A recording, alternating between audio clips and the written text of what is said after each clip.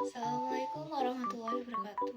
Perkenalkan, nama saya Nuzulia Ganisahra dari PMR Wiraman 1 Banyumas. Saya akan menjelaskan materi tentang donor darah sukarela. Untuk materinya, yang pertama pengertian donor darah, yang kedua fungsi darah, yang ketiga golongan darah, yang keempat kategori donor darah, yang kelima syarat donor darah, yang keenam manfaat donor darah, yang ketujuh tata cara transfusi darah, yang kedelapan adalah tujuan donor darah. Pengertian donor darah. Apa sih donor darah itu? Darah adalah sebuah cairan yang berfungsi untuk mengangkut oksigen dari paru-paru ke sel tubuh.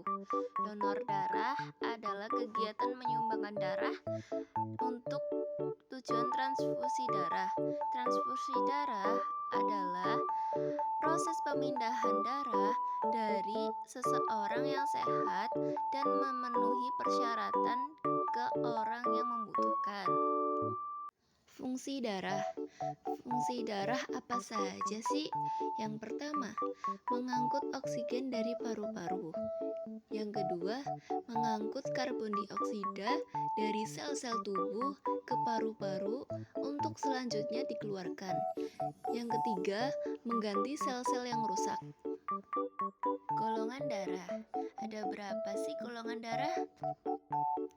Golongan darah terbagi menjadi 4, yaitu yang pertama A, yang kedua B, yang ketiga AB, yang keempat O. Dan terdapat resus positif dan resus negatif. Kategori donor darah. Kategori donor darah dibagi menjadi 2, yaitu yang pertama, donor darah sukarela adalah seseorang yang menyumbangkan darahnya secara sukarela tanpa mengetahui untuk siapa. Yang kedua, donor darah pengganti adalah seseorang yang diminta untuk menyumbangkan darahnya kepada seseorang dan dia tahu kepada siapa darah tersebut diberikan. Syarat donor darah. Yang pertama, laki-laki atau wanita berusia 18-60 tahun. Yang kedua, sehat jasmani dan rohani menurut pemeriksaan dokter. Yang ketiga, kadar hemoglobin minimal 12,5 gram per desiliter. Yang keempat, tekanan darah sistolik 100-180 mm merkuri hidrogen dan diastolik 50-100 mm hidrogram. Yang kelima, tidak menderita penyakit beresiko tinggi seperti HIV, hepatitis, sifilis, jantung, hati, paru, dan ginjal, dan lain sebagainya. Yang keenam, bagi wanita yang sedang haid, hamil, atau menyusui tidak diperkenankan mendonorkan darahnya. Manfaat donor darah. Apa saja sih manfaat donor darah? Yang pertama, mendapatkan kepuasan batin karena darah yang disumbangkan dapat menyelamatkan jiwa yang membutuhkan. Yang kedua, kesehatan kita menjadi terpantau karena kondisi kesehatan kita akan diperiksa secara teratur.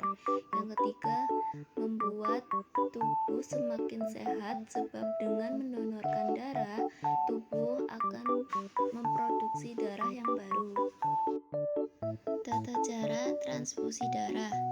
Yang pertama, calon donor darah datang ke UTD, Unit Transfusi Darah PMI. Yang kedua, calon donor darah mengisi formulir donor darah yang berisi identitas dan riwayat kesehatan. Yang Yang ketiga, petugas pemeriksa kesehatan calon donor darah sesuai persyaratan yang telah ditentukan. Yang keempat, asisten transfusi darah yang terampil dan berpengalaman akan mengambil darah calon pendonor sehingga pengambilan darah dapat berlangsung dengan cepat, kurang lebih 10 menit dan aman. Yang kelima, calon donor mendapatkan kartu tanda anggota donor darah. Kartu ini sebagai bukti bahwa pemilik telah mendonorkan darahnya. Tujuan donor darah. Apa sih tujuan donor darah itu?